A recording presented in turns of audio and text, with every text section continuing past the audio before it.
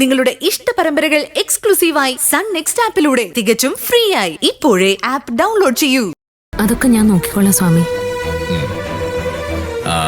പിന്നൊരു പ്രധാന കാര്യം പറയാൻ വിട്ടുപോയി. മനസ്സിനെ നോവിക്കുന്ന ഒരു പ്രവൃത്തിയും ജയനിർമ്മലയ്ക്ക് ഉണ്ടാവരുത്. എന്തുണ്ടെങ്കിലും അതൊക്കെ നിസ്സാരമായി കണ്ടു കളയണം. ഞാൻ പറയുന്ന കാര്യങ്ങളൊക്കെ കൃത്യമായി ചെയ്ത ജയനിർമ്മല ഉറപ്പായിട്ട് ജീവിതത്തിലേക്ക് തിരിച്ചു വരും. ചെയ്യാം സ്വാമിജി. എന്താണ് ചെയ്യേണ്ടതെന്ന് സ്വാമിജി പറഞ്ഞാൽ മാത്രം മതി.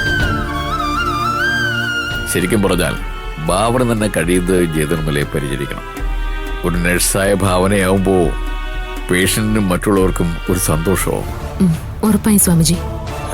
ആന്റിയുടെ കൈവിട്ടു പോയ ജീവിതം തിരിച്ചു കിട്ടാൻ എന്നെ കൊണ്ടാവുന്നതെല്ലാം ഞാൻ ചെയ്യും.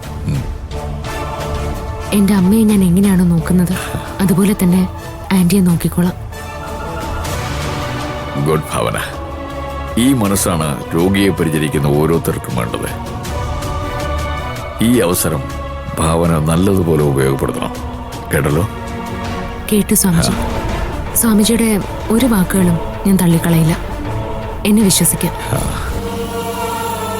ജയനിർമ്മല കേട്ടല്ലോ? ഭാവനെ പോലും മരുമോളെ കിട്ടിയത് തന്നെ ജയനിർമ്മലയുടെ ഭാഗ്യമാണ്.